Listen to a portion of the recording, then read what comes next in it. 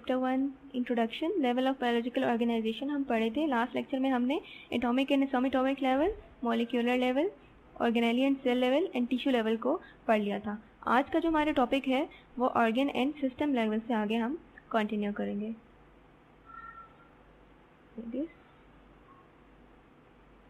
Organ and system level. Organ को हम इस तरह से डिफाइन करते हैं कि ऐसे तमाम टिश्यूज जो एक ही जैसे हों, जो एक ही जैसे फंक्शन परफॉर्म करते हों, वो सब कंबाइन करके एक ऑर्गन बना देते हैं। यानी कि हम कहते हैं कि related tissues form an organ. तमाम रिलेटेड टिश्यू का क्या मतलब है? ऐसे टिश्यूज जो कि एक ही जैसा फंक्शन परफॉर्म कर रहे हों, जो एक ही काम करते हों, उन सबको हम कंबाइंड फॉर्म में एक ऑर्गन कह देते हैं। अब डिफरेंट ऑर्गन्स के भी अपने आगे से डिफरेंट फंक्शंस होते हैं। जैसे फॉर एग्जांपल हमारे बॉडी के अंदर स्टमक एक ऑर्गन है, इसी तरह एक लिवर ऑर्गन है, इसी तरह लंग्स एक ऑर्गन है, इसी तरह मजीद जो हमारे बॉडी के अंदर डिफरेंट ऑर्गन होते हैं। स्टमक के एग्जाम्पल को हम लेके चलते हैं।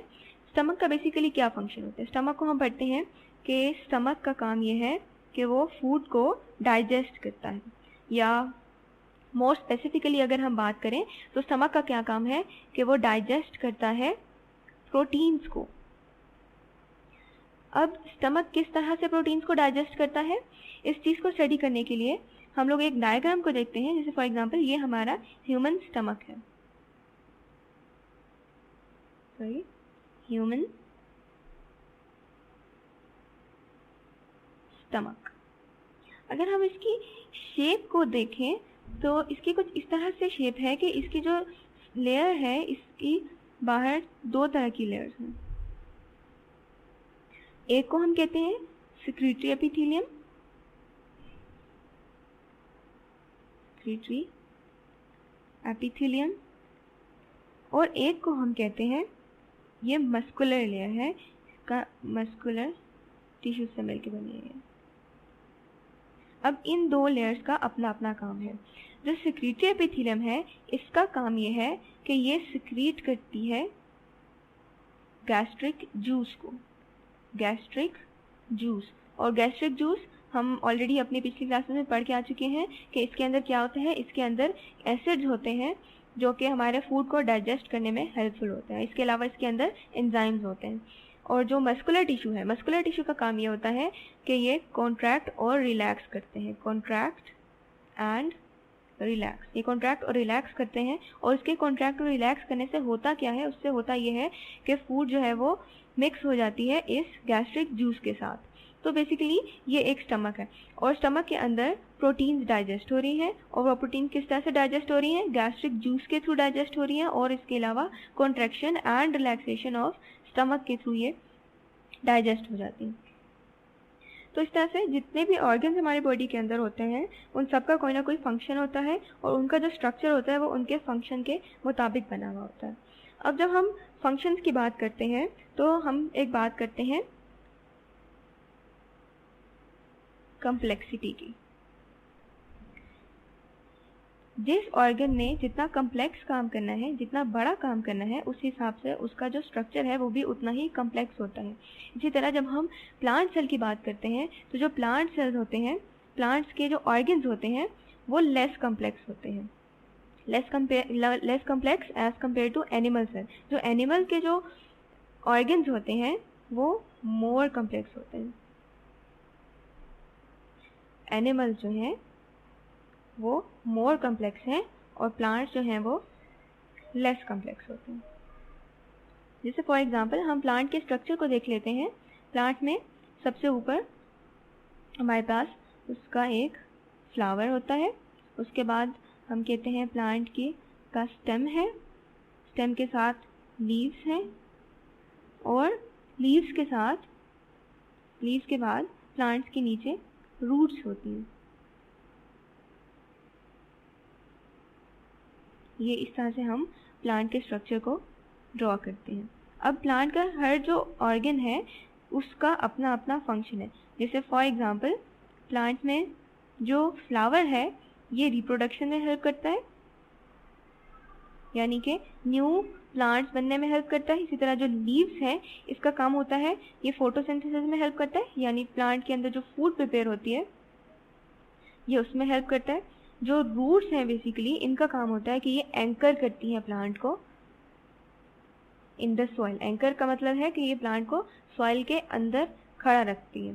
इसी तरह स्टेम का ये काम है कि स्टेम पास करता है फूड को और वाटर को, यानी फूड को और वाटर को ऊपर और नीचे ट्रांसपोर्टेशन में हेल्पफुल।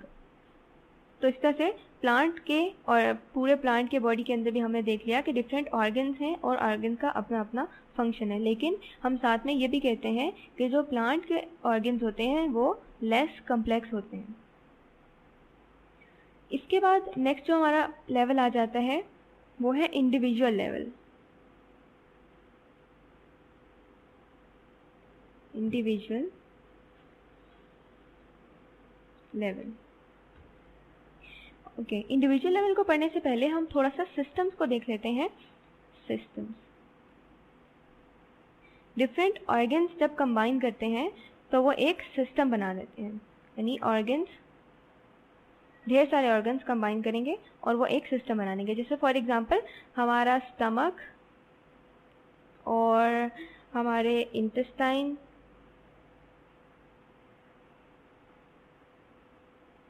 और हमारे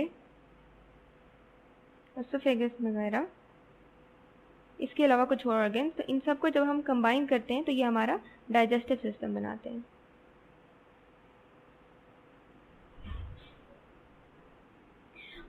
इस तरह से ये हमारे सिस्टम्स बन जाते हैं और यही सिस्टम्स जब आपस में कंबाइन करते हैं तो हम कहते हैं कि एक इंडिविजुअल बन गया। इंडिविजुअल का मतलब है एक पूरा ऑर्गेनिज्म, यानी डिफरेंट सिस्टम्स थे वो कंबाइन हुए और एक इंडिविजुअल बन गया। अब एक इंडिविजुअल, एक इंसान समझ लें, एक जानवर, कोई भी प्लांट हो सकता है, कुछ भी हो सकता है, उसके अंदर कौन कौन से सिस्टम्स हो सकते हैं।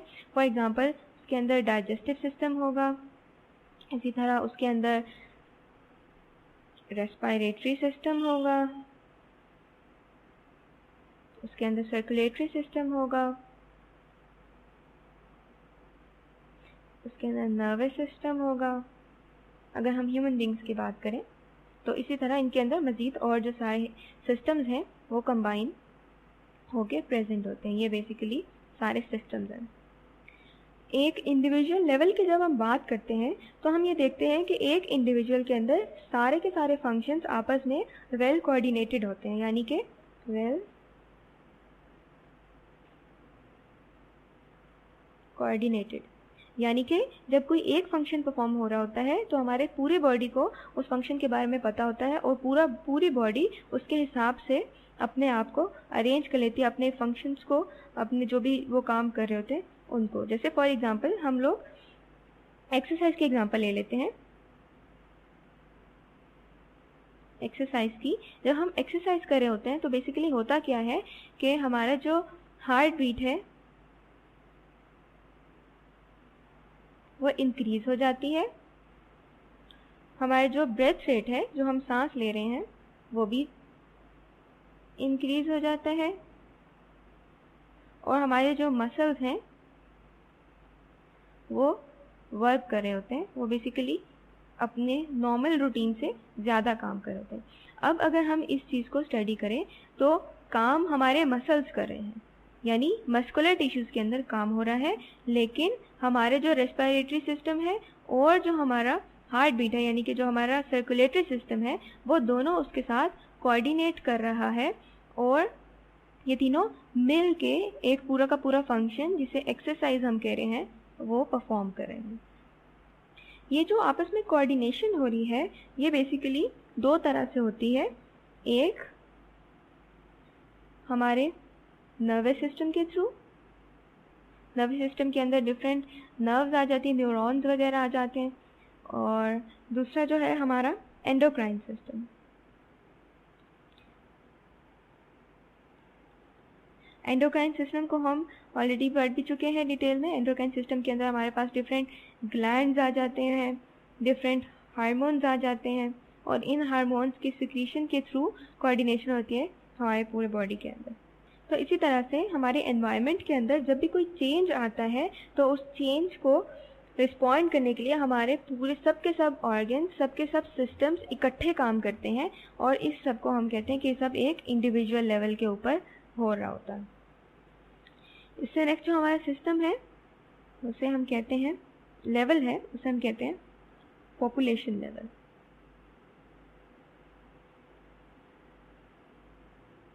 पॉपुलेशन हम किसे कहते हैं? पॉपुलेशन को हम इस तरह से डिफाइन करते हैं कि वो तमाम इंडिविजुअल्स, तमाम ऑर्गेनिजम्स जो एक ही स्पीशी से बिलोंग करते हो, यानी उनकी सेम स्पीशी हो और वो एक ही लोकेशन पे एक ही वक्त में यानी कि एट सेम टाइम हो, यानी वो तमाम इंडिविजुअल्स जो कि एक ही स्पीशीज से बिलोंग करते हो और एक ही जगह पे एक ही वक्त में रहते हो, तो उन सब को हम कहते हैं कि वो एक पॉपुलेशन है। अब स्पीशी को हम किस तरह से डिफाइन करते हैं? स्पीशी को हम ऑलरेडी पढ़ भी चुके हैं। स्पीशी को हम इस तरह से डिफाइन करते हैं कि ऐसे तमाम इंडिविजुअल्स जो कि फ्रीली इंटरब्रीड कर सकें और उनसे फर्टाइल ऑफस्प्रिंग्स बन सकें।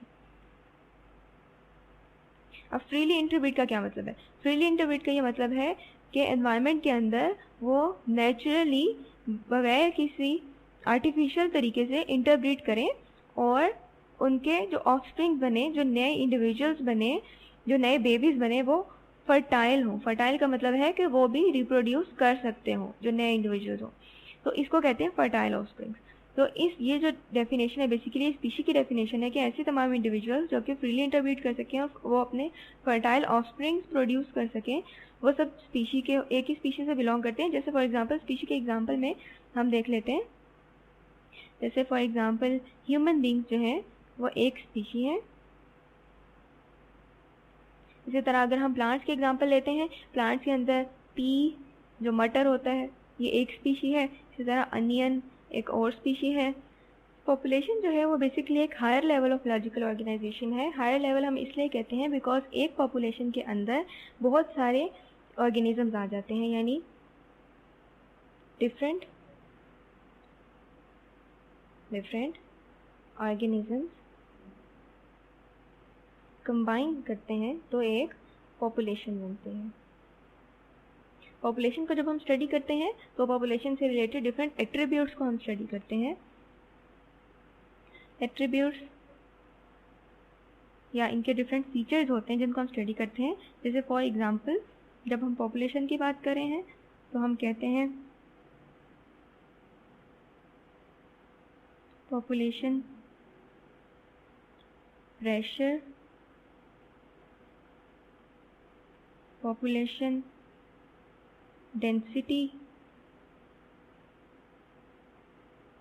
एज डिस्ट्रीब्यूशन,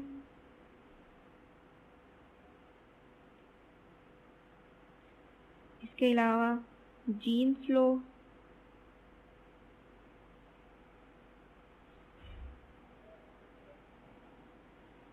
या फिर हम कहते हैं जीन फ्रीक्वेंसी।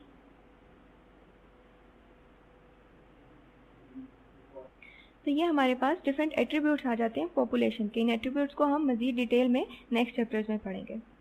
इसके बाद नेक्स्ट जो हमारा लेवल है उसे हम कहते हैं वो है कम्युनिटी लेवल।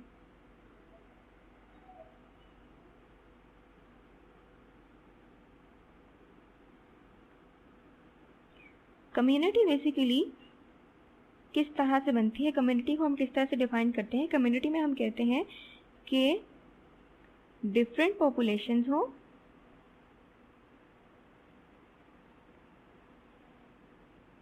और वो एक ही जगह पे यानी सेम हैबिटेट हम कहते हैं प्लेस ऑफ लिविंग, यानी same living area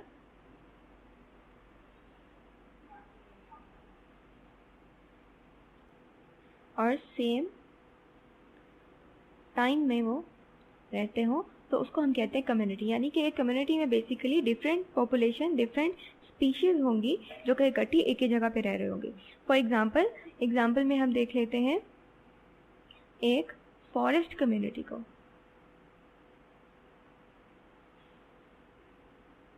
forest community को, अब फॉरेस्ट कम्युनिटी में कौन कौन से इंडिविजुअल्स या कौन कौन सी पॉपुलेशन आ जाएंगी? फॉरेस्ट कम्युनिटी के अंदर हमारे पास डिफरेंट एनिमल्स होंगे, एनिमल्स भी फिर डिफरेंट तरह की स्पीशीज होंगी। एनिमल्स के अंदर स्मॉल इंसेक्ट्स भी हो सकते हैं, लार्ज एनिमल्स भी हो सकते हैं। इसी तरह फॉरेस्ट कम्युनिटी के अंदर प्लांट्स आ जाते हैं। प्लांट्स में भी इसी तरह जो हर्ब्स वगैरह हैं, जो छोटे प्लांट्स हैं, इसी तरह फिर जो बड़े प्लांट्स हैं, लार्ज प्लांट्स, वो सब आ जाते हैं।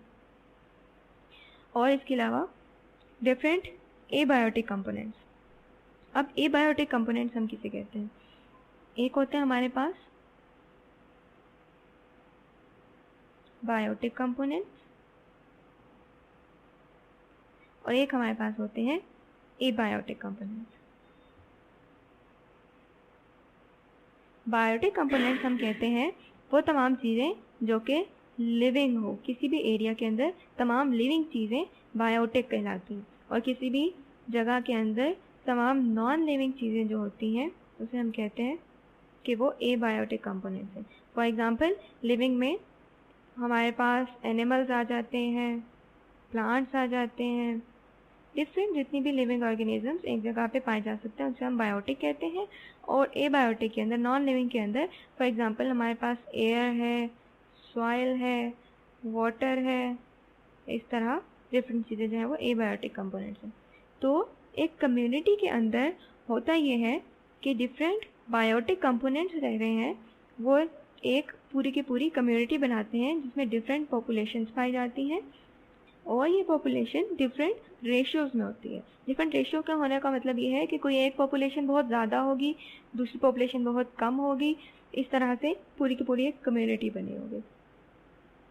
कम्युनिटी को हम मज़ीद डिवाइड करते हैं, कम्युनिटी इसको हम मज़ीद दो टाइप्स में डिवाइड करते हैं। एक सिंपल कम्युनिटी है और एक थोड़ी कम्प्लेक्स कम्युनिटी है। सिंपल कम्युनिटी हम उसे कहते हैं जिसमें बहुत थोड़े से इंडिविजुअल्स रहते हों या बहुत थोड़ी सी पॉपुलेशंस हों या फिर जिसके अंदर बायोटिक कंपोनेंट्स बहुत कम हों। और जो कम्प्लेक्स कम्युनिटी है इसके अंदर बहुत ज़्यादा पॉपुलेशंस आपस में इकट्ठी रह रही होती हैं। सिंपल और कम्प्लेक्स कम्युनिटी को स्टडी करने का मकसद ये होता है, इसमें बेसिकली होता ये है कि जब भी फ्लक्चुएशन आती है, जैसे फॉर एग्जांपल बायोटिक या एबायोटिक कंपोनेंट्स के अंदर, एक हम सिंपल कम्युनिटी की एग्जांपल ले लेते हैं। सिंपल कम्युनिटी में आप देख लें थोड़े से इंडिविजुअल हैं, कम्युनिटी थोड़े से इंडिविजुअल हैं जो कि एक जगह पे रह रहे हैं। अगर उनके पास कोई भी एबायोटिक कंपोनेंट, जैसे फॉर एग्जांपल हम वाटर की एग्जांपल ले लेते हैं, वाटर एक एबायोटिक कंपोनेंट है। वाटर कहीं पे अगर कम हो जाए तो वो सारे के सारे जो कम्युनिटी के लोग होंगे वो उससे अफेक्ट होंगे और वो पूरी की पूरी कम्युनिटी ख़त्म भी हो सकती है, उस पर ड्रास्टिक इफेक्ट्स होते हैं। लेकिन जब हम एक कम्प्लेक्स कम्युनिटी की बात करते हैं, कम्प्लेक्स कम्युनिटी में हमने कहा कि बहुत ज़्यादा इंडिविजुअल्स होंगे, बहुत ज़्यादा पॉपुलेशंस कंबाइन हुई हुई होंगी, तो उसके अंदर जब भी कभी एबायोटिक कंपोनेंट्स में फ्लक्चुएशन आती है, जैसे फॉर एग्जांपल हम वाटर ही की एग्जांपल ले लें या हम एयर के एग्जांपल ले लें, तो इन दोनों के फ्लक्चुएट करने से, इनकी क्वांटिटी कम या ज़्यादा होने से पूरी कम्प्लेक्स कम्युनिटी पे कोई ऐसा इतना बड़ा फ़र्क नहीं पड़ेगा। कम्युनिटी लेवल के बाद जब हम स्टडी करते हैं तो हम कहते हैं हम पूरे के पूरे इकोसिस्टम को पढ़े हैं। इकोसिस्टम क्या है? इकोसिस्टम हम कहते हैं कि जब डिफरेंट कम्युनिटीज़ आपस में कंबाइन करती हैं और डिफरेंट एबायोटिक और बायोटिक कंपोनेंट्स कंबाइन करते हैं, यानी कि abiotic components, abiotic plus biotic, या आप कह सकते हैं कि डिफरेंट कम्युनिटीज़ जब कंबाइन करती हैं तो वो एक इकोसिस्टम बनाते हैं। इकोसिस्टम के अंदर डिफरेंट जितने भी इंडिविजुअल्स या जितने भी ऑर्गेनिजम्स इसके अंदर आ जाते हैं वो आपस में डिफरेंट तरीके से इंटरेक्ट कर रहे होते हैं और इस इंटरेक्शन को हम पढ़ते हैं, जैसे फॉर एग्जांपल एक हम कहते हैं प्रीडेशन, या हम कहते हैं पैरासिटिज्म, या इनके अंदर एक और रिलेशन जो पाया जाता है उसे हम कहते हैं कमेंसलिज्म, या फिर म्यूचुअलिज्म, या फिर कंपटीशन। इकोसिस्टम के अंदर डिफरेंट जितने भी इंडिविजुअल होते हैं, जितने भी पॉपुलेशन होते हैं, वो एक दूसरे के साथ इंटरेक्ट कर रहे होते हैं, और इस इंटरेक्शन को हम कहते हैं वो प्रीडेशन भी हो सकता है, वो पैरासिटिज्म हो सकता है, कमेंसलिज्म, म्यूचुअलिज्म, कंपटीशन। इन सब को हम नेक्स्ट लेक्चर में डिटेल में स्टडी करेंगे। आज के लेक्चर को थोड़ा समराइज कर लेते हैं कि आज हमने ओवरऑल पढ़ा क्या। सबसे पहले हमने पिछले लेक्चर में एटॉमिक और सब एटॉमिक लेवल को देखा था। उसके बाद हमने मॉलिक्यूलर लेवल स्टडी किया, उसके अंदर हमने micro molecules, macro molecules, organic, inorganic molecules को पढ़ा। उसके बाद हमने ऑर्गेनेली और सेल लेवल को देखा, और हमने देखा कि किस तरह से सेल्स के अंदर डिवीजन ऑफ लेबर होता है, और सब इंडिविजुअल्स ने, सब सेल की ऑर्गेनेलीज ने अपना अपना काम डिवाइड किया होता है। उसके बाद हमने टिश्यू लेवल को स्टडी किया, और हमने देखा एक जैसे सेल जो हैं वो एक ही जैसा टिश्यूज़ बनाते हैं और वो किस तरह से अपने काम करते हैं। उसके बाद हमने ऑर्गन और सिस्टम लेवल से इसी लेक्चर में कंटिन्यू किया। ऑर्गन और सिस्टम लेवल में हमने देखा किस तरह से हर ऑर्गन अपना अपना फंक्शन परफॉर्म करता है, और किस तरह सारे ऑर्गन्स कंबाइन करके एक सिस्टम बनाते हैं। उसके बाद हमने इंडिविजुअल लेवल को देखा। इंडिविजुअल लेवल में हमने देखा कि जितने सिस्टम्स हैं वो कंबाइन करते हैं और वो आपस में कोऑर्डिनेट करके एक पूरे के पूरे इंडिविजुअल बनाते हैं। डिफरेंट इंडिविजुअल्स जब एक ही वक्त में एक ही जगह पे पाए जाएं, हम उन सबको एज पॉपुलेशन देखते हैं। डिफरेंट स्पीशीज़, एक ही स्पीशी के इंडिविजुअल एक ही वक्त में हो तो वो एक पॉपुलेशन बना देते हैं, और वो एक पॉपुलेशन कंबाइन करके एक पूरी की पूरी, डिफरेंट पॉपुलेशन कंबाइन करके एक पूरी की पूरी कम्युनिटी बना देते हैं। और कम्युनिटी के बाद हमने कहा कि एक पूरी कम्युनिटी या डिफरेंट कम्युनिटीज़ इकट्ठी होती हैं अपने एबायोटिक कंपोनेंट के साथ, और वो बनाती हैं पूरा का पूरा इकोसिस्टम। ये तो हमारा आज का लेक्चर था। नेक्स्ट लेक्चर में हम इसी से आगे कंटिन्यू करेंगे।